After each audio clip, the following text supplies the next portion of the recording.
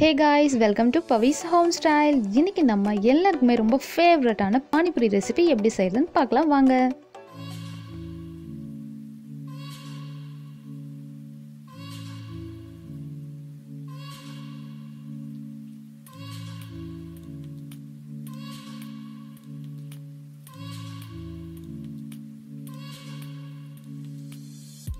First நாம puri ready பண்ணிக்க போறோம். அதுக்கு வந்து பாத்தீங்கன்னா 1 கப் அளவுக்கு ரவையும் 2 டேபிள் ஸ்பூன் அளவுக்கு மைதா, தேவையான அளவுக்கு உப்பு. இது மூணையும் சேர்த்து நம்ம தண்ணி கொஞ்சம் mix பண்ணி இத நல்லா பிசைஞ்சிக்கலாம்.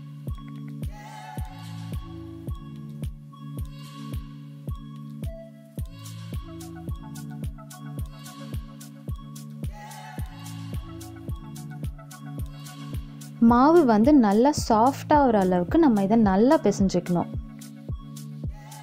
இப்போ பிசைஞ்சு வச்ச மாவை நம்ம சின்ன சின்னதா உருட்டி இத நம்ம திரட்ட ஆரம்பிச்சிடலாம்.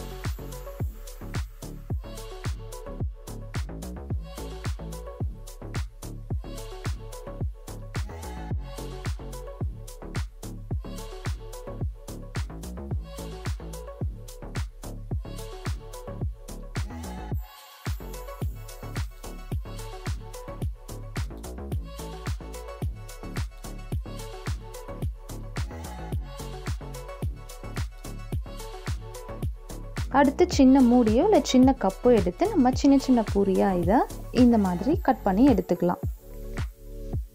இப்போ நம்ம ரெடி பண்ணி வச்சிருக்கிற பூரியை எண்ணெயில் போட்டு நல்லா பொரிச்சு எடுத்துக்கலாம். எண்ணெய் வந்து நல்லா சூடாகி இருக்கணும், அப்போதான் உங்களுக்கு வந்து பூரி நல்லா உப்பி வரும்.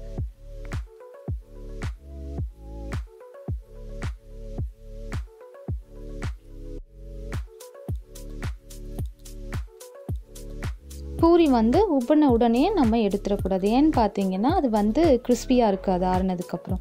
ஸோ நல்ல கோல்டன் ப்ரௌன் கலர் வந்ததுக்கப்புறமா நம்ம இதை எடுத்துக்கலாம். மீடியம் ஃப்ளேம்லேயே வச்சு இப்போ நம்ம பொரிச்சிக்கலாம். அப்போ தான் நல்லா வெந்தும் இருக்கும் உங்களுக்கு.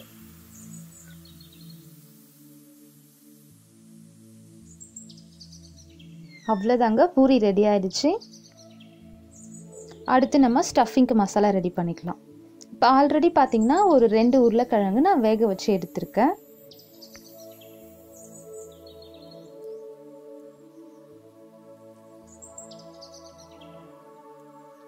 அடுத்து இது கூடவே கட் பண்ணி வச்சிருக்கிற பச்சை மிளகாய், கொத்தமல்லி தழை, அப்புறம் வெங்காயம், இது மூணையும் நம்ம சேர்த்துக்கலாம்.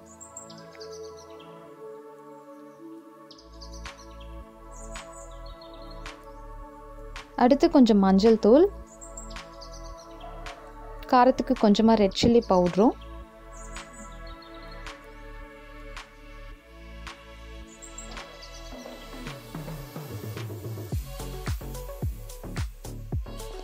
தேவையான அளவு உப்பு, கொஞ்சம் சாட் மசாலா,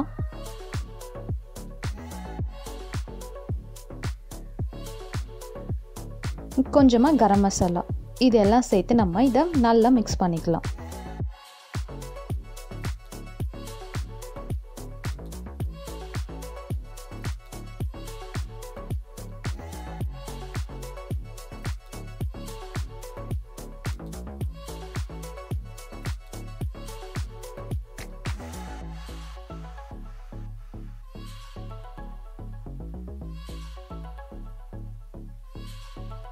அவ்வளோதாங்க, உருளைக்கிழங்கு மசாலாவும் ரெடி ஆயிடுச்சு.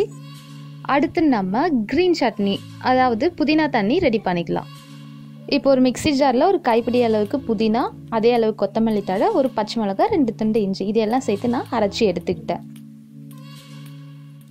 இப்போ இது கூடவே நான் புளி ஊற வச்சு கரைச்சி வச்சுருக்கேன். இந்த தண்ணியை நம்ம சேர்த்துக்கலாம். இல்லைனா இதுக்கு பதில் நீங்கள் எலுமிச்சை சாறு கூட சேர்த்துக்கலாம். தேவையான அளவுக்கு சால்ட் ஆட் பண்ணிக்கலாம்.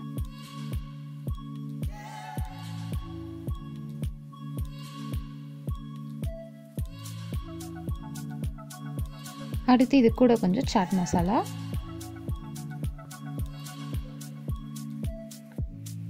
இன்னும் கொஞ்சம் தண்ணி ஊற்றி இதை நம்ம நல்லா மிக்ஸ் பண்ணி எடுத்துக்கலாம். அவ்வளோதாங்க, புதினா தண்ணியும் ரெடி ஆயிடுச்சு. அடுத்து நம்ம ரெட் சாஸ் ப்ரிப்பேர் பண்ணிக்கலாம். இதுக்கு ஒரு பேனில் நம்ம கரைச்சி வச்சிருக்கிற புளி தண்ணியை ஊற்றி இதை நல்லா நம்ம சூடு பண்ணிக்கலாம்.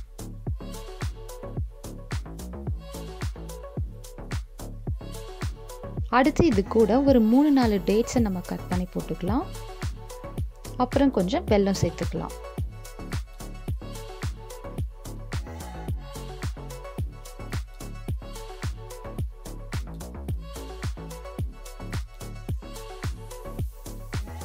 வெல்லமும் சேர்த்துட்டோம். இது நல்லா கரையிற அளவுக்கு நம்ம இதை குக் பண்ணிக்கிட்டே இருக்கலாம். உங்களுக்கு வெல்லத்தில் கல் இருக்கிற மாதிரி ஃபீல் ஆச்சுன்னா நீங்கள் தனியாக தண்ணியில் கரைச்சி அதை வடிகட்டினதுக்கு அப்புறமும் கூட நீங்கள் இதில் சேர்த்துக்கலாம்.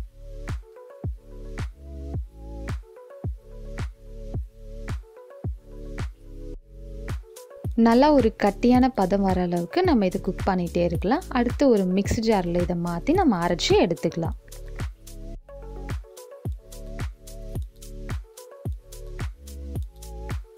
ரெட் சாஸும் இப்போ ரெடி ஆகிடுச்சு. வாங்க இப்போ இதை நம்ம சர்வ் பண்ணலாம்.